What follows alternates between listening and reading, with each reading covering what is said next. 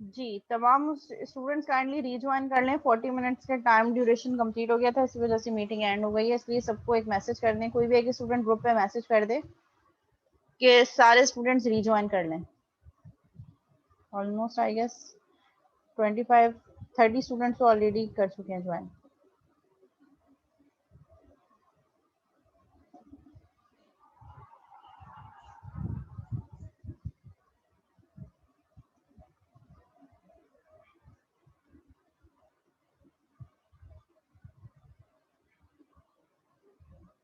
ठीक है, ये टेक्स्ट बुक है। अगेन ये मार्क्स डिस्ट्रीब्यूशन जो है ये टेंटेटिव है, मैं ऑलरेडी आपको बता चुकी हूँ, लेकिन मिड टर्म 30 का नहीं होगा।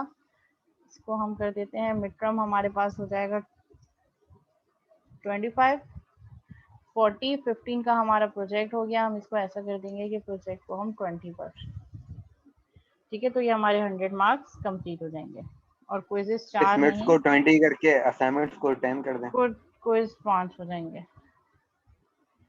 असाइनमेंट 10 जो है ना वो देने का कोई फायदा नहीं है, असाइनमेंट तो सब छापते हैं वैसे एक दूसरे का। फिर मैं बस असाइनमेंट्स ले ही नहीं, सबको नंबर मैं दे दें। इसलिए तो कह रहा था वो। हाँ मुझे पता है ना, मैं कोई आज थोड़ी पढ़ा रही हूँ, मैं तो कब से 5 पढ़ा। नंबर पे क्लास पार्टिसिपेशन के रख दें। हाँ ये हो सकता है कि मिड के 5 मार्क्स क्लास पार्टिसिपेशन में जा सकते हैं, या प्रोजेक्ट में से 5 मार्क्स क्लास पार्टिसिपेशन में जा सकते हैं। सो अगेन इट्स टेंटेटिव, ये डिपेंड करता है कि मैं किस तरीके से, लेकिन इसी तरीके से होगा। 5 मार्क्स का थोड़ा सा डिफरेंस आएगा, वो हम देख लेंगे कि कैसे है।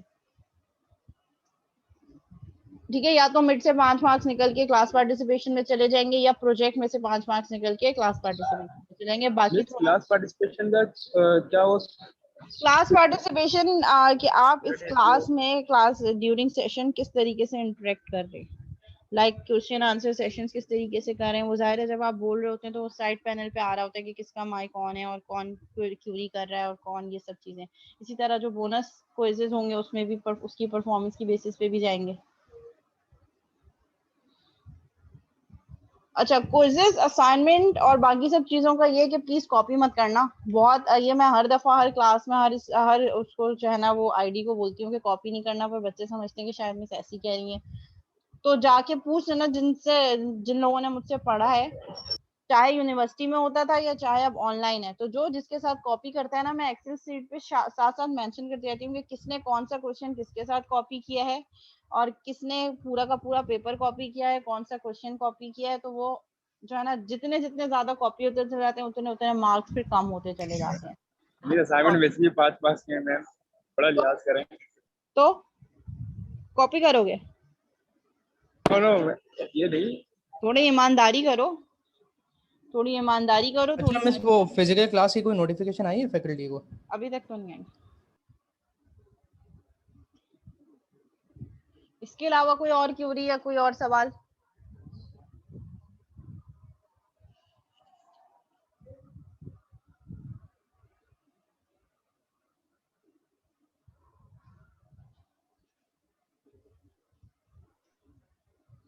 ओके, कोई क्यूरी नहीं है।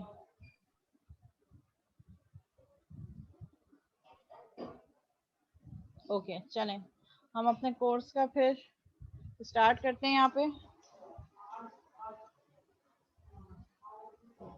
मिस प्रोजेक्ट जो है उसके अंदर वही वाला देंगे जो डीबीएमएस वाला था, और बस उसकी सिर्फ डायग्राम दिखानी होगी हमें। मैंने ऐसा तो कुछ भी नहीं कहा कि डीबीएमएस वाला प्रोजेक्ट देना होगा। मैंने कहा है कि कोई भी प्रोजेक्ट आपने दिखाना है, प्रोजेक्ट मीन चलता हुआ प्रोजेक्ट आप बना के दिखाएंगे, लेकिन उसके साथ साथ उसकी डायग्राम्स भी बनाएंगे, साथ साथ जो जो हम क्लास में पढ़ते जाएंगे। मेन ऑब्जेक्टिव के एनालिसिस एंड डिजाइन और आपका प्रोजेक्ट दोनों सेम चैनल पे हो। ऐसा ना हो कि यूज केस डायग्राम कुछ और कह रही है और आपके सिस्टम में इम्प्लीमेंटेशन कुछ और हो रही हो। तो मिस जब हम बनाएंगे तो विजुअल स्टूडियो तो डायग्राम भी खुद बना के देता है। वो यूज केस डायग्राम थोड़ी बनाएगा, वो तो रिलेशनल डायग्राम मॉडल देगा ना। आपने तो डिफरेंट डायग्राम बनानी है, वो सब थोड़ी विजुअल स्टूडियो बना के देगा। बाकी डायग्राम तो ठीक। आपको बनानी पड़ेंगी ना खुद से, वो तो सिर्फ रिलेशनल डायग्राम दे रहा होगा या क्लास डायग्राम दे रहा होगा। Use case diagram, sequence diagram, activity diagram थोड़ी बना के देगा। वो तो आपको खुद से एनालिसिस और डिजाइन, एक्चुअली काम एनालिसिस एंड डिजाइन का ही है, और फिर उसकी बेसिस पे कोड। ठीक है, सॉफ्टवेयर बस प्रोसेस ये- है हमारे पास जी। हेलो बस ये समर में तो मिस हमारे पास वैसे ही टाइम कम होता है, तो थोड़ा बर्डन ज्यादा, रिपोर्ट वगैरह कम नहीं हो सकती? रिपोर्ट नहीं है बेटा, ऐसे कुछ नहीं है, सिर्फ डायग्राम्स हैं। अब एनालिसिस एंड डिजाइन में मैं डायग्राम तो हटा नहीं सकती। मैंने ये कर चलें दिया ठीक। कि मैंने एसआरएस कम कर दिया है, मैंने प्रोजेक्ट बैकलॉग हटा दिया है, मैंने एसआरएस में नहीं मांग लिया आपसे। मैं कह रही हूँ सिर्फ और सिर्फ डायग्राम। वो तो जाहिर है एनालिसिस एंड डिजाइन जो चीज पढ़ेंगे वो तो देंगे ना। ठीक। आसानी के लिए ये बता दिया कि जो चीज जैसे जैसे पढ़ते जाएं, प्रोजेक्ट प्रपोजल आप सबमिट करवा चुके होंगे, जो जो चीजें हम डायग्राम्स पढ़ते जाएं, आप अपने प्रोजेक्ट के अकॉर्डिंगली उसकी डायग्राम्स बनाते जाएं साथ साथ। ये डेडलॉक क्या होता है, आपने क्या हटा दिया? प्रोजेक्ट बैकलॉग भी मैं स्टूडेंट से मांगती हूँ। प्रोजेक्ट रिक्वायरमेंट डॉक्यूमेंट, जिसमें सारी फंक्शनल रिक्वायरमेंट्स और सारी स्प्रिंट्स और वो सारी इंफॉर्मेशन होती है। ओके। अच्छा, क्लास का जो टाइमिंग है नोटिफिकेशन वो मैं आपको बता दूंगी कि क्या टाइमिंग है। May be half an hour let start हो क्लास, क्योंकि मेरी ऑलरेडी सुबह भी सॉफ्टवेयर इंजीनियरिंग की भी क्लास होती है। सो वो हाफ एन आवर का आता है और फिर लाइट का भी जाने का होता है। So maybe half an hour class late ma'am start हो, अटेंडेंस जस्ट हाफ का एन आवर। अच्छा, इसको रोज अटेंडेंस 12:30 1 बजे स्टार्ट होगी जी जब भी क्लास होगी। जी। मिस जल्दी नहीं हो सकती मिस? 12:30। हाँ, जल्दी कर ले मिस। वेडनेसडे ट्यूसडे कल है ना हमारी सेकंड क्लास, वो तो टाइम पे होगी 12:30। उस पर कोई वो नहीं है, मिस वो इवनिंग इंशाल्लाह में नहीं हो 12:30। सकती क्लास? ये वाली क्लास जो है ना, ये जो मंडे को होती है, ये 1 शायद 1 से स्टार्ट हो या 12:45, मतलब थोड़ा सा 15 to 20 या 30 मिनट्स का डिले आ सकता है। वो मैं आपको व्हाट्सएप मिस पे अगर हाफ आप एन मिस आवर ओके पहले मिस, बता दूंगी। कल वाली मिस ओके अगर आप मिस। चाहें तो आप इवनिंग में भी ले सकते हैं 6 बजे। लेकिन मैं इवनिंग में ले नहीं सकती ना, इवनिंग में पॉसिबल नहीं होगा। एनी हाउ, अब हम क्लास कोर्स कंटिन्यू करते हैं, अपना स्टार्ट करते हैं फॉर्मली। Software process. अब सॉफ्टवेयर प्रोसेस इज बेसिकली, जब हम सॉफ्टवेयर की बात कर रहे हैं तो सॉफ्टवेयर क्या है हमारे पास? Software collection of different programs. जब हम एक प्रोग्राम राइट डाउन कर रहे होते हैं तो प्रोग्राम लिखना आसान होता है। जब हम उस प्रोग्राम में और चीजें ऐड ऑन करते चले जाते हैं तो प्रोग्राम कॉम्प्लिकेटेड हो जाता है। सो वही चीज अगर मैं सॉफ्टवेयर बना रही हूँ, means software is a collection of different programs. जब हम डिफरेंट प्रोग्राम्स को एक साथ इंटीग्रेट करेंगे तो वो एक सॉफ्टवेयर होगा। सॉफ्टवेयर मींस उसमें हमारे पास प्रोग्राम भी होगा, कोड भी होगा, उसकी डॉक्यूमेंटेशन भी होगी, एनालिसिस एंड डिजाइन भी होगा, that would be a software. तो जब हम सॉफ्टवेयर की बात कर रहे हैं तो सॉफ्टवेयर बनाने का we should have a process. जब हम सॉफ्टवेयर डेवलपमेंट की बात कर रहे हैं तो सॉफ्टवेयर को डेवलप करने के लिए हमारे पास कोई ना कोई प्रोसेस होना जरूरी है, जिसके थ्रू डिफरेंट फेजेस हों, जिनको कंप्लीट करते हुए हमारा सॉफ्टवेयर कंप्लीट हो। So a software process, also known as software methodology or software life cycle, basically एक ऐसा डिजाइन प्रिंसिपल जो हमें ये बता रहा हो कि हम किसी भी सॉफ्टवेयर को कैसे इम्प्लीमेंट कर सकते हैं, is a set of related activities that leads to the production of the software, जिसमें हमारे पास डिफरेंट एक्टिविटीज होंगी और उन एक्टिविटीज को परफॉर्म करते हुए हम अपने सॉफ्टवेयर को डेवलप कर सकते हैं। तो सॉफ्टवेयर प्रोसेस हमें ये कह रहा है कि आज से पहले जो चीज आप पढ़ते आए हैं, जो आप लोग काम अपने कोर्स प्रोजेक्ट में भी करते हैं, प्रोजेक्ट प्रपोजल सबमिट करवाते हैं, उसके बाद पूरे सेमेस्टर चिल करते हैं। उसके बाद जब प्रोजेक्ट इवैल्यूएशन की डेट आती है उससे 1 दिन पहले या 2 दिन पहले या तो प्रोजेक्ट अरेंज करते हैं या प्रोजेक्ट जो है वो बनाना बैठते हैं और खुद कोड करते हैं 1 या 2 दिन पहले। यूजुअली प्रोजेक्ट 1-2 दिन में आप लोग बना के फारिग हो जाते हैं। होता क्या है, और फिर उसमें ज्यादातर प्रॉब्लम कुछ स्टूडेंट का ये आता है, मिस बिल्कुल सही चल रहा था रात तक प्रोजेक्ट, बस इवैल्यूएशन से थोड़ी देर पहले विंडोज करप्ट हो गई, कोड फट गया, ये हो गया, वो हो गया, पता नहीं क्या क्या हो गया। वो इसलिए होता है क्योंकि हमने कहीं प्रॉपरली एनालिसिस एंड डिजाइन नहीं किया, हमने सॉफ्टवेयर का स्ट्रक्चर पहले नहीं बनाया, हमने विदाउट स्ट्रक्चर बनाया बिल्डिंग खड़ी कर दी। मतलब हमने बिल्डिंग बनानी शुरू कर दी, हमने आर्किटेक्चर नहीं बनाया कि कितने रूम्स होंगे, क्या नक्शा क्या होगा, मैप क्या होगा, रूम्स कितने होंगे, हमने डायरेक्ट कंस्ट्रक्शन स्टार्ट कर दी। अब कंस्ट्रक्शन स्टार्ट कर दी, काम करना शुरू किया, प्रॉब्लम आई, फिर चीज गिराई, फिर दोबारा से स्क्रैच से स्टार्ट किया, फिर प्रॉब्लम आई, फिर स्क्रैच से किया, आगे बढ़ गए, आगे तक बहुत आगे बढ़ गए, पता चला एक फ्लॉ है, डिजाइन फ्लॉ, फिर गिराया, फिर आगे बढ़ गए, तो चीज कंप्लीट नहीं हो सकी, प्रॉब्लम्स आ रहे हैं। अब हार्डवेयर में तो ये ओवरऑल फेलियर है ना, आपका कुछ चीज कंस्ट्रक्ट ही नहीं हो रही, बन ही नहीं पा रही। सॉफ्टवेयर को क्योंकि हम कह रहे हैं कि software is a flexible nature, software में चेंजेस आती रहती हैं। तो अगर आप डायरेक्ट कोड करोगे, अब आपने चेंजेस करनी है और जिस बंदे ने कोड किया है वो अभी अवेलेबल नहीं है या छोड़ के चला गया, तो फिर पूरा बैठ के लाइन बाय लाइन कोड समझना पड़ेगा। क्लास डायग्राम भी नहीं है, ये भी नहीं पता कौन कौन सी क्लासेस हैं, कोड को देख के ही समझना पड़ेगा, जो कि एक डिफिकल्ट टास्क है। ठीक है, तो सॉफ्टवेयर प्रोसेस हमें ये कह रहा है कि डायरेक्ट प्रोजेक्ट कोड करने से पहले आप कुछ प्रॉपर डॉक्यूमेंटेशन करें। डॉक्यूमेंटेशन में डिफरेंट डायग्राम्स बनाएं, कुछ पोर्शन आप पहले, सबसे पहले तो प्लानिंग करें, जिसमें आप सारी रिक्वायरमेंट्स को गैदर करके आप बताएं कि कौन कौन से फीचर्स हैं, कौन से फीचर्स की प्रायोरिटी ज्यादा है, कौन सा फीचर पहले और कौन सा हम बाद में करेंगे। फिर उसकी डेट एंड टाइम सेट करेंगे, किस टाइम पे होगा, कौन सी रिसोर्स एलोकेट करनी है, ये सारी प्लानिंग कर दें। After planning you have to start the analysis. Analysis आपका वर्ड वाला पार्ट जो है वो आंसर कर रहा होता है। Word means what should perform by the system, system क्या क्या चीजें परफॉर्म करेगा, फंक्शनल रिक्वायरमेंट्स क्या होंगे, सिस्टम के फीचर्स क्या होंगे। और डिजाइन वाला पोर्शन क्या चीज आंसर कर रहा होता है, how can we do this task in order to perform that functionality, हमें कौन से सर्टेन टास्क परफॉर्म करने हैं सो दैट वो फीचर्स प्रोजेक्ट के कंप्लीट हो सके। सो एनालिसिस एंड डिजाइन, पहले सॉफ्टवेयर को एनालिसिस करो कि हमने बनाना क्या है, फिर डिजाइन फेज में ये बताओ कि हम बनाएंगे कैसे, सॉफ्टवेयर का स्ट्रक्चर बनाओ, मॉड्यूल क्या होगा, कौन कौन से फीचर्स होंगे, उस फीचर के अंदर सब फीचर्स क्या होंगे, वो सारी चीजें पेपर वर्क पे डॉक्यूमेंट कर दें। उसके बाद आप कोड पे जाएं। तो एडवांटेज ये होगा जब आपके पास आर्किटेक्चर होगा, उस आर्किटेक्चर में चेंजेस और मॉडिफिकेशन करना आसान होगा, आगे जाके एक नया फीचर ऐड ऑन करना है वो करना आसान होगा। Any software process must include the following 4 activities। वो कह रहे हैं कि कोई भी सॉफ्टवेयर है उसके प्रोसेस में एटलीस्ट ये 4 एक्टिविटीज होनी चाहिए। सबसे पहले सॉफ्टवेयर रिक्वायरमेंट्स एंड स्पेसिफिकेशन, सबसे पहले आप सॉफ्टवेयर की रिक्वायरमेंट्स बताएं कि रिक्वायरमेंट्स मींस के फीचर्स क्या होंगे, फंक्शनल रिक्वायरमेंट्स, वो सॉफ्टवेयर क्या क्या टास्क परफॉर्म करेगा, और उसकी स्पेसिफिकेशन कि ये काम कैसे होगा, हमारे पास टीम मौजूद है, कौन कौन सी रिसोर्सेज वो काम करेगी। तो software requirements and specification. Next है हमारे पास software design and analysis. Once requirements आपने लिस्ट डाउन कर दी, सारे फीचर्स बता दिए, उसकी स्पेसिफिकेशन भी बता दी कि कौन से फीचर्स कौन कौन से काम करेंगे, क्या क्या टास्क परफॉर्म होंगे, उसके बाद आप एनालिसिस और डिजाइन करेंगे। ठीक है, रिक्वायरमेंट्स को ही आप फर्दर फिल्टराइज करके बताएंगे कि सिस्टम क्या क्या फंक्शनैलिटी परफॉर्म करेगा, क्योंकि यूजर तो आपको सिर्फ रिक्वायरमेंट्स दे रहा है ना, उन रिक्वायरमेंट्स को फिल्टराइज करना आपका टास्क है। फिल्टराइज करने के बाद आप उस पर एनालिसिस और डिजाइन करेंगे। एनालिसिस में आप ये बताएंगे what the system should do, and design में आप ये बताएंगे how the system should do, and then implementation. यहाँ पे देखिए implementation is the third phase, पहले requirement, specification, analysis, design and then implementation, यानी कि कोड आप यहाँ पे आके करेंगे। जब सॉफ्टवेयर का डिजाइन एंड एनालिसिस कंप्लीट हो गया, उसके बाद आप इम्प्लीमेंटेशन स्टार्ट करेंगे। आपके पास डायग्राम्स मौजूद है, क्लास डायग्राम पेपर पे बनी हुई है, आपने बस उसको देख के क्लासेस बनानी है, उसके एट्रीब्यूट्स बनाने हैं, उसके मेथड्स बनाने हैं।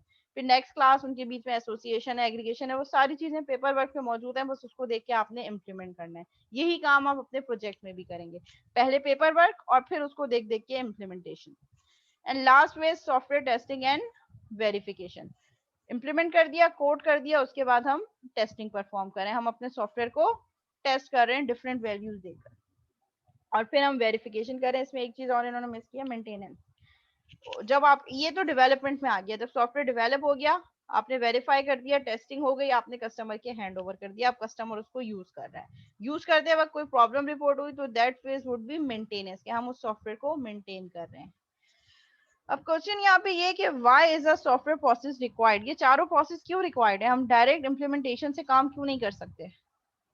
सो answer is this, to produce maintainable, ऐसी प्रोडक्ट हो जो मेंटेनेबल हो, यानी कि डिजाइन हो, डॉक्यूमेंटेशन हो, पूरा स्ट्रक्चर मेंटेन हो, ताकि जब आपको कोई चीज मेंटेन करनी हो, कोई इशू आ रहा हो, तो वो पेपर वर्क मौजूद हो, आप उसको देख के वहां से अपडेट कर सकें। रीयूजेबल सॉफ्टवेयर, एक दफा बना दिया, डॉक्यूमेंटेशन कर दी, इससे मिलता जुलता सॉफ्टवेयर आ रहा है, तो आपके दोबारा सारी चीजें स्क्रैच से तो नहीं करेंगे, उसी एग्जिस्टिंग सॉफ्टवेयर को एज अ एग्जिस्टिंग कंपोनेंट आप रीयूज करेंगे। शायद आपने ये वर्ड पहले भी सुना हो, रीयूजेबल कंपोनेंट्स, या जो एपीआईज होती हैं, उसको हम क्या कर रहे होते हैं, उठाया एज अ कंपोनेंट अपनी एप्लीकेशन में एम्बेड किया और चला दिया। वो काम जब एपीआई कर रही है तो मुझे वो स्क्रैच से करने की या कोड करने की क्या जरूरत है, जस्ट अपने एप्लीकेशन में मैंने उसको एम्बेड कर दिया। तो सॉफ्टवेयर भी हम इसलिए बना रहे होते हैं कि हम एक रीयूजेबल सॉफ्टवेयर बनाएं, सो दैट इससे मिलता जुलता सिमिलर कोई और प्रोजेक्ट आए तो हम इसी प्रोजेक्ट को मॉडिफाई करके यूज कर सकें। That is implemented with in that specific time, उसी टाइम के अंदर जो आपने स्पेसिफाई किया है उसी के अंदर आप कंप्लीट कर सकें without over shooting the budget. क्योंकि अगर डिजाइन नहीं होगा, डॉक्यूमेंट नहीं होगा, कहीं पेपर वर्क नहीं होगा, आप बार बार हिट एंड ट्राई करते रहेंगे, ये चेंज करके देखो शायद चल जाए, चल गया, आगे जाके फिर प्रॉब्लम हुई, फिर कुछ चेंजेस किए, फिर वो चल गया, फिर आगे जाके प्रॉब्लम हुई, लेकिन आपका टाइम और बजट बढ़ रहा है उन प्रॉब्लम्स को ठीक करने में। लेकिन अगर आपके पास प्रॉपर डॉक्यूमेंटेशन होगी, पेपर वर्क होगा, आप इजीली टाइम और बजट के अंदर रहते हुए चीजों को इजीली मॉडिफाई कर सकते हैं और एक अच्छा क्वालिटी सॉफ्टवेयर बना सकते हैं। So here is the concept of analysis. Concept of analysis हमें क्या कह रहा है? Decomposition of application into its constituent parts. पूरी एप्लीकेशन जो हमारे पास आई, लेट सपोज आपने प्रोजेक्ट प्रपोजल मुझे सबमिट करवा दिया कि आप एक हॉस्पिटल मैनेजमेंट सिस्टम बना रहे हैं, ठीक है। उसके बाद नेक्स्ट फेज क्या होगा, हम फिर उसको एनालिसिस करेंगे। एनालिसिस कैसे करेंगे? Decomposition of an application. Hospital management system is a huge project, इसके अंदर बहुत सारे फीचर्स आते हैं। फिर हम अपनी इस पूरी एप्लीकेशन को डिफरेंट फीचर्स में या डिफरेंट मॉड्यूल्स में ब्रेक करेंगे। लेट सपोज मैंने कहा कि एक मॉड्यूल अपॉइंटमेंट बुकिंग हो गया, एक मॉड्यूल जो है वो हमारे पास फी कैलकुलेशन हो गई या बिल जनरेशन हो गई, एक मॉड्यूल हमारे पास जो है वो हो गया, क्या हो गया, बेड वगैरह की सारी सर्चिंग के। लेट सपोज कि अगर कोई पेशेंट जो है वो एडमिट हो रहा है तो एडमिट करते वक्त रूम की फैसिलिटी के प्राइवेट है, सेमी प्राइवेट है, चार्जेस क्या होंगे, रूम अवेलेबल है या नहीं है। एक रूम मैंने एक पेशेंट को बुक कर दिया तो अब वो नेक्स्ट पेशेंट के लिए अवेलेबल शो ना हो, तो ये सारी चीजें तो मैंने अलग अलग मॉड्यूल्स में ब्रेक कर दिया, ठीक है। तो ये एनालिसिस है। अब मैं क्या कर रही हूँ, मैं सोच रही हूँ कि मेरी एप्लीकेशन कौन कौन से फीचर्स में ब्रेक हो सकती है, क्योंकि मैं पूरे प्रोजेक्ट को एज अ होल एक साथ लेके नहीं चल सकती। तो मैं क्या करूंगी, उसको डिकम्पोज कर दूंगी स्पेसिफिक मॉड्यूल्स में। Concept of design क्या कह रहा है? The goal of design is to refine a model with the intention of developing a design model that will allow transition to the coding phase. अब design phase क्या कह रहा है कि जो हमने मॉड्यूल्स में ब्रेकिंग की है अपनी एप्लीकेशन की, जो एनालिसिस किया है, हम उसको फर्दर रिफाइन करते हुए एक डिजाइन प्लान ले आए। यानी कि हम एक स्ट्रक्चर बता दें कि ये एप्लीकेशन का स्ट्रक्चर ये होगा, एक पूरा वर्क फ्लो बता दें जिसमें हम क्लास डायग्राम भी बनाएंगे, वो अलग अलग मॉड्यूल्स की हम डायग्राम, जो अलग अलग मॉड्यूल्स हमने आइडेंटिफाई किए हैं, एनालिसिस, उसी एनालिसिस की इंफॉर्मेशन को देखते हुए हम एप्लीकेशन का डिजाइन लाएंगे। एंड कॉन्सेप्ट ऑफ OOAD क्या है? Object oriented analysis and design. Object oriented analysis and design मुझे क्या कह रहा है कि हम रिक्वायरमेंट लें यूजर से और हमारे पास हाई लेवल रिक्वायरमेंट्स आ जाएं, ठीक है। स्टार्ट में तो हम इन डेप्थ एनालिसिस नहीं कर रहे होंगे ना, high level abstract level requirement होंगी। एब्स्ट्रैक्ट लेवल मींस जो कि कंप्लीट नहीं होंगी, हाई लेवल रिक्वायरमेंट्स आएंगी। फिर उसके बाद हम ऑब्जेक्ट्स को आइडेंटिफाई करेंगे कि अगर मॉड्यूल्स है, लेट से अगर मैं कह रही हूँ कि मेरे पास एक मॉड्यूल बना था, कौन सा बना था? Book and appointment. So book and appointment के मॉड्यूल में मेरे पास ऑब्जेक्ट्स क्या क्या हो सकते हैं? जब हम अपॉइंटमेंट बुक कर रहे हैं तो उसमें हमारे पास एक ऑब्जेक्ट होगा डॉक्टर जिसकी मुझे अपॉइंटमेंट चाहिए, एक हमारे पास ऑब्जेक्ट होगा पेशेंट जिसको अपॉइंटमेंट चाहिए, ठीक है। और एक इटसेल्फ एक हमारे पास कॉन्सेप्ट, इन दोनों के बीच में रिलेशनशिप क्या होगा? अपॉइंटमेंट। तो हम जो मॉड्यूल हमने डिसाइड किया, चूज किया, हम फिर उसके ऑब्जेक्ट्स आइडेंटिफाई करेंगे कि उस मॉड्यूल के अंदर कौन कौन से ऑब्जेक्ट्स हो सकते हैं। इसी तरह लाइब्रेरी मैनेजमेंट सिस्टम है, सो लाइब्रेरी मैनेजमेंट सिस्टम के अंदर हम एनालिसिस करना शुरू करेंगे कि कौन कौन से ऑब्जेक्ट्स हो सकते हैं। लाइब्रेरियन एक ऑब्जेक्ट होगा, बुक एक ऑब्जेक्ट होगा और मेंबर इटसेल्फ एक ऑब्जेक्ट होगा। सो हमने जो मॉड्यूल डिसाइड किया है, चूज किया है, उस मॉड्यूल के हम one by one objects identify करेंगे। फिर हम देखेंगे कि वो ऑब्जेक्ट दूसरे ऑब्जेक्ट से कैसे कम्युनिकेट कर रहे हैं। लेट सपोज अगर मैं कह रही हूँ एक बुक, लाइब्रेरियन और मेंबर का क्या रिलेशनशिप है कि लेट सपोज लाइब्रेरी में कोई बुक आई, लाइब्रेरियन उसकी एंट्री करेगा, तो that is the relationship, that is the method passes between the object, how different objects communicate with each other. वो बुक की एंट्री लाइब्रेरियन ने की, वो बुक आपकी डेटाबेस में स्टोर हो गई। अब मेंबर आया, मेंबर ने आपके सिस्टम से ज्वाइन किया, लॉगिन किया, लॉगिन करने के बाद उसने बुक सर्च की। अगर तो वो बुक लाइब्रेरी में डेटाबेस में स्टोर होगी तो वो बुक सर्च हो जाएगी और उसकी क्वांटिटी आ जाएगी कि इसकी इतनी कॉपीज करनी है, ठीक है। अब वो चाह रहे हैं कि ये बुक जो है मैं क्या करूं, इस बुक को मैं एक्वायर करना चाह रहा हूँ, तो वो फिर उसके लिए जो भी फॉर्म वॉर्म होगा वो फिल होगा, फिर उसके पास एक मैसेज आएगा कि ये बुक जो है हमने आपको इशू कर दी है, आपने इसको इस डेट पे रिटर्न करना है। अगर आपने रिटर्न नहीं, मतलब जो भी सिनेरियो है वो सारी चीजें हम सिनेरियो अपने माइंड में उसको लिस्ट डाउन कर रहे हैं. So that is object oriented analysis and design. Analysis and design तो कर रहे हैं, लेकिन real world scenario object oriented को माइंड में रख के करें कि उस मॉड्यूल के ऑब्जेक्ट्स क्या क्या होंगे. Like this. From analysis to implementation. Let suppose मैं कह रही हूँ कि मेरे पास एक डोमेन मैंने चूज कर ली कि मैं लाइब्रेरी की बात कर रही हूँ. ठीक है, तो लाइब्रेरी में मेरे पास डोमेन कॉन्सेप्ट क्या है, एक एग्जांपल आ गई book, which is just a concept. ठीक है, एनालिसिस क्या होगा, इन्वेस्टिगेशन ऑफ द प्रॉब्लम. पहले तो मैंने अपनी प्रॉब्लम को इन्वेस्टिगेट करना है. ठीक है, हम बुक सर्च कर रहे हैं, तो मेन ऑब्जेक्टिव क्या है, बुक. मेन ऑब्जेक्ट क्या होगा, सर्चिंग अ बुक में बुक. तो मेरे पास डोमेन नॉलेज आ गई book, which is an analysis. मैंने सिर्फ ये बताया क्या चीज है, इट्स अ बुक. डिजाइन में मैं क्या दूंगी, इसका logical solution. Logical software object क्या किया मैंने, इसकी एक क्लास डायग्राम बना दी. मैंने कहा बुक, उसके सारे एट्रीब्यूट्स और उसके सारे मेथड्स. क्लास में दो ही चीजें होती हैं यूजुअली, हमारे पास एट्रीब्यूट्स और मेथड्स. बाकी कंस्ट्रक्टर्स और प्रॉपर्टीज उन एट्रीब्यूट्स और मेथड को यूटिलाइज करने के लिए हम यूज कर रहे होते हैं. यूजुअली क्लास के दो कंपोनेंट्स होते हैं.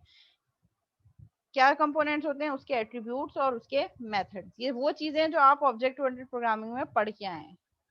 ठीक है, मैंने यहाँ पे डिजाइन में क्या, एनालिसिस में मैंने सिर्फ आइडेंटिफाई किया कि क्या ऑब्जेक्ट है.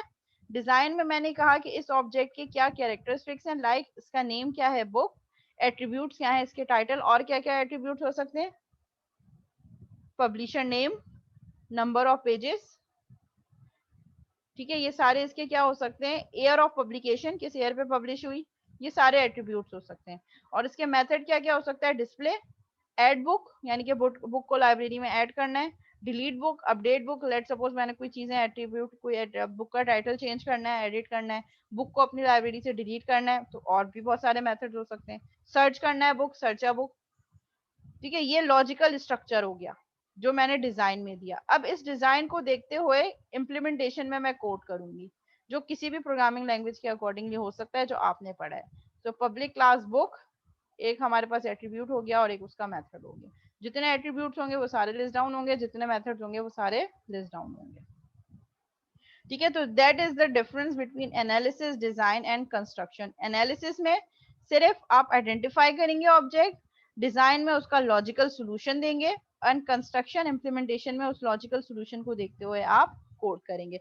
देखिए, अगर मैं आप ये वाली डायग्राम हटा दें बीच से, तो कोड करने में आपको थोड़ी सी प्रॉब्लम होगी, चीजों को आइडेंटिफाई करना पड़ेगा, सोचना पड़ेगा. लेकिन अगर आपने पहले से आइडेंटिफाई करके रखा हुआ है, तो कोड करते वक्त चीजें आपके लिए बहुत आसान हो जाएंगी. आपने सिर्फ और सिर्फ कोड करना है, क्योंकि स्ट्रक्चर बना हुआ है, बस उस स्ट्रक्चर को देख के आपने सिर्फ कोड देना है. So that is the difference between analysis, design and construction. जी, कुछ समझ आया यहाँ तक, कोई क्यूरी तो नहीं है, कोई प्रॉब्लम, कोई ऐसी चीज जो समझ नहीं आई हो. अभी आगे हम इसको और डिटेल में देखेंगे.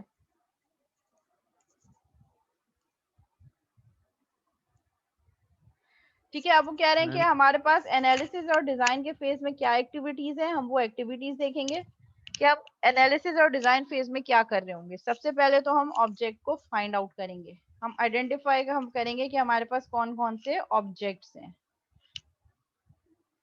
ठीक है, फिर उसके बाद हमारे पास आएगा ऑर्गेनाइजिंग द ऑब्जेक्ट्स. फिर हम ऑर्गेनाइज करेंगे ऑब्जेक्ट्स को. लेट सपोज हम कह रहे हैं कि मैंने आइडेंटिफाई कर दिया एक ऑब्जेक्ट बुक है, फिर मैंने आइडेंटिफाई कर दिया एक ऑब्जेक्ट मेंबर है, एक ऑब्जेक्ट लाइब्रेरियन है. मैंने सिर्फ फाइंड कर दिया कि these would be the objects. Next क्या है, organising the objects.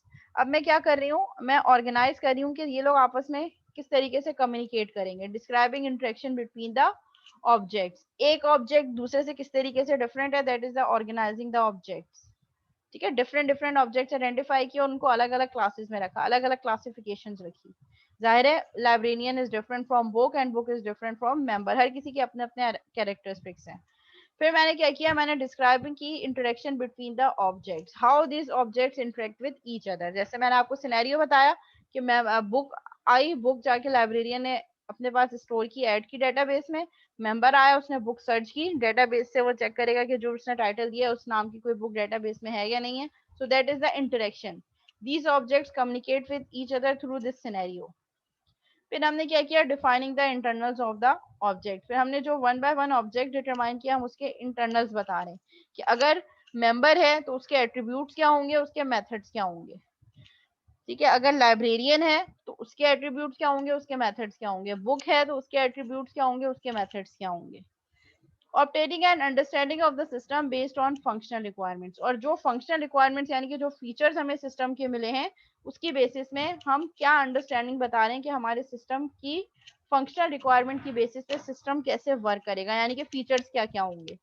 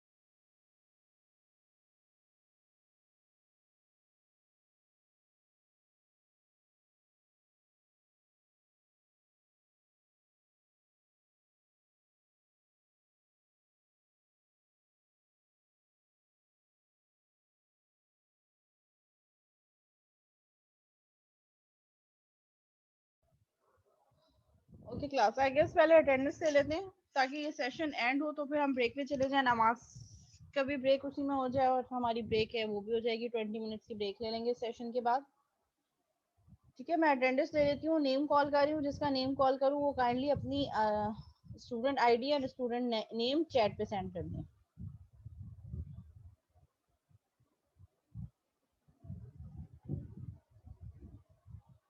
Mohammad Rahim Akhtar,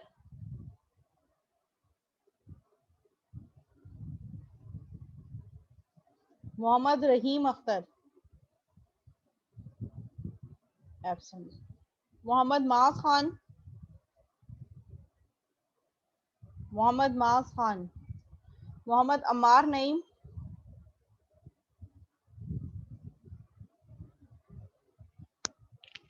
Mohammad Ammar Naeem. Haris Nawaz, okay Haris. Afrazul Haq, okay. Tabassum,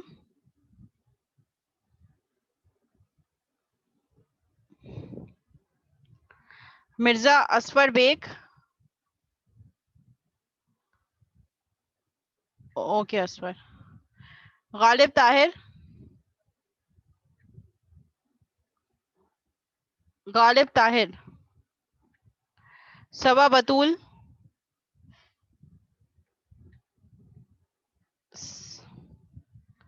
Mohammad Bilal Latif. Shamir,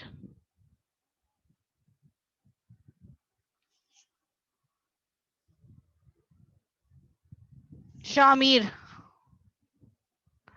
Sidra Fatima, Ammad Raza, Mohammad Maaz, Muiz Athar, Saif Mohammad, Mohammad मसनैन, Mohammad Mushtaba. आप लोगों ने मुझसे डबल आईसीटी पढ़ा है, माज, मोइज, सैफ, हसनैन, आप लोगों के नाम याद आ रहे हैं मुझे। यस मिस आपने पढ़ा था। जी मैम आपने पढ़ाया था, आपके क्विज के पेपर में। मुअज्जम अली खान,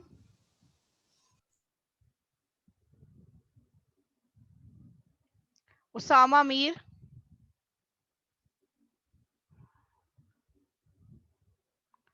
उसामा मीर,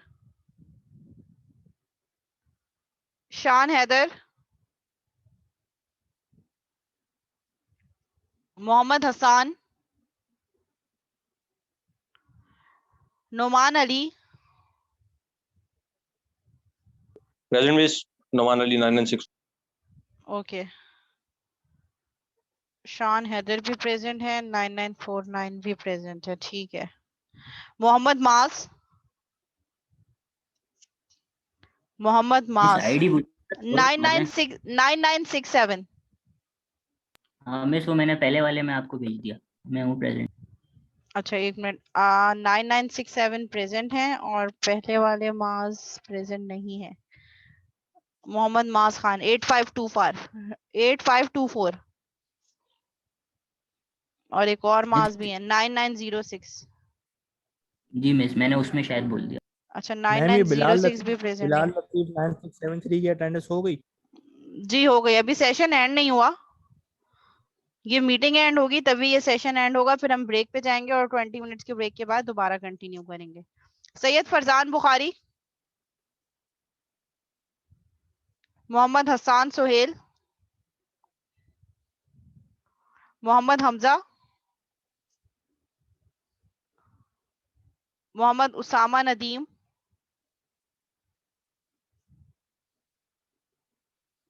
आगा लारोश खान, उबैद खान, सैयद मोहम्मद अनस। आप लोग एसी में भी थे, आप लोग object oriented analysis and design में भी हैं। Hanzala Khalid, yes ma'am. जी मिस। हंजला खालिद, अनस का तो मैंने नेम कॉल किया। अच्छा सैयद मोहम्मद अनस, ठीक है, 111007 सही है। हंजला खालिद भी प्रेजेंट है। मोहम्मद फैजान प्रेजेंट है। शीरीन मशाल, ओके। मदिया खान, मोहम्मद इबाद, ओके। मलाइका, उमैमा वाहिद,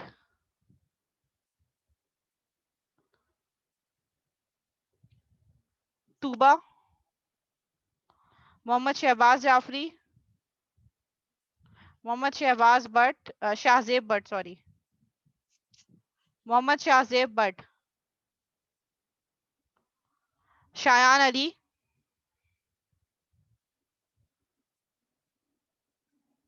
शहरियार आसिफ,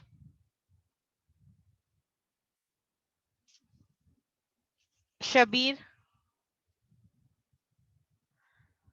हुजैफा हुसैन।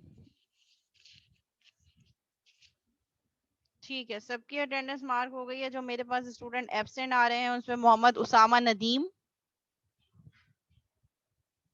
उसामा मीर, मेरे उसामा नदीम तो प्रेजेंट है। अटेंडेंस तो कॉल नहीं की उन्होंने। आईडी बताओ अपनी। मोहम्मद उसामा 11052। मैं 10052 होगी। ठीक है, उसामा मीर प्रेजेंट है, उसामा मीर एब्सेंट आ रहे हैं मेरे पास। और मोहम्मद अम्मार नईम एब्सेंट है, मोहम्मद मास खान एब्सेंट है, मोहम्मद रहीम अख्तर एब्सेंट है, बाकी सब प्रेजेंट है। एनीवन एल्स जिसका नेम कॉल नहीं हुआ?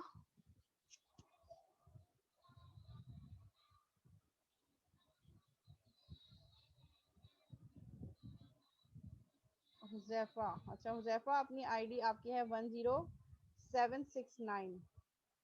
हुजैफा हुसैन, आपका तो नेम है बेटा, कॉल किया मैंने, आपको प्रेजेंट भी बोला है, मार्क कर दिया आपके अटेंडेंस। ठीक है, एनीवन एल्स जिनका नेम कॉल नहीं हुआ? ठीक है, 5 मिनट्स रह गए हैं, 5 मिनट्स तक हम कोर्स कंटेंट देख लेते हैं, फिर उसके बाद हम ब्रेक पे जाएंगे 20 मिनट्स, एंड आफ्टर ब्रेक फिर हम कंटिन्यू करेंगे। मीनवाइल अगर आप में से किसी की कोई क्यूरी है तो आप लोग पूछ सकते हैं।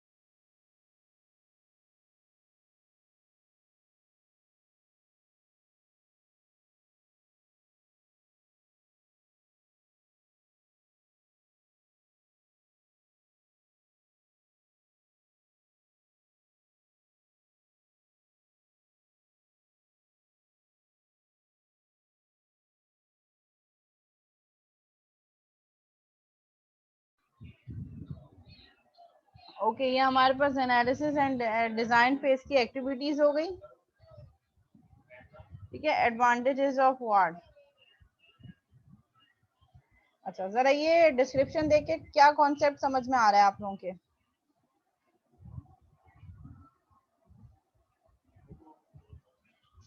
ये डिस्क्रिप्शन है और इसके अगेंस्ट कुछ कॉन्सेप्ट्स हैं। आपने इन डिस्क्रिप्शन को रीड करना है और बताना है कि लेट्स सपोज डिस्क्रिप्शन ए जो है वो इनमें से कौन से कॉन्सेप्ट से मैच होती हुई आपको नजर आ रही है। जस्ट एक एक्सरसाइज है, जस्ट फॉर अंडरस्टैंडिंग कि अब तक जो पढ़ा है उसमें क्या चीज अंडरस्टैंड समझ में आई है आप लोगों के। First one is requirement gathering, analysis, design, development are test and testing are phases of analysis and design, software concept, simple abstraction, analysis और building a software system. Simple abstraction madam, शायद number 3 building a software system. Software concept.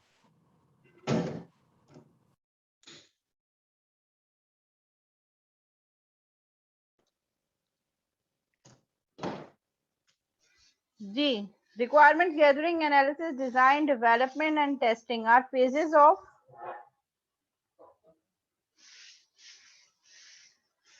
building a software system. Software system बनाने के लिए हमें ये सारे phases से go through करना पड़ता है so that एक सॉफ्टवेयर जो है वो build हो जाए। तो ए का पार्ट क्या है हमारे पास? 5 important part of creating an application is, कोई भी एप्लीकेशन क्रिएट करने के लिए उसका important part क्या है? Analysis and design. तो बी का 1 है हमारे पास concept. Breaking up of a whole into its fundamental elements और component is called simple abstraction.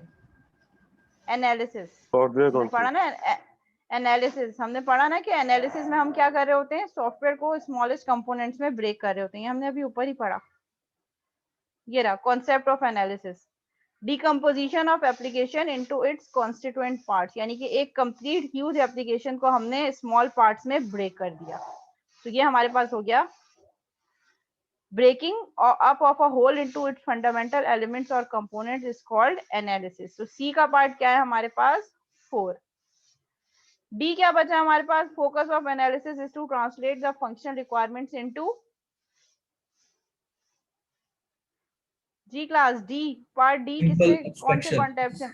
Simple abstraction, exactly. ठीक है, focus of analysis is to translate the functional requirements into simple abstraction. ये भी हमने ऊपर अभी कहीं पढ़ा है थोड़ी देर पहले, ये रहा। Start from the object oriented analysis, analysis starts from the requirements and results in the abstraction that underlie those requirements. ठीक है, तो ये हमारे पास है focus of analysis is to translate the functional requirement into simple abstraction. Last वाला क्या है हमारे पास? Analysis takes few pieces of requirements as an input and decomposes them into software concepts. ठीक है, ई का हमारे पास कॉन्सेप्ट नंबर 2 है। एनालिसिस क्या करता है? आपके पास रिक्वायरमेंट्स के कुछ पीसेस लेता है, कुछ सेट ऑफ रिक्वायरमेंट्स लेता है एज एन इनपुट और उसको डिकम्पोज कर देता है सॉफ्टवेयर कॉन्सेप्ट में।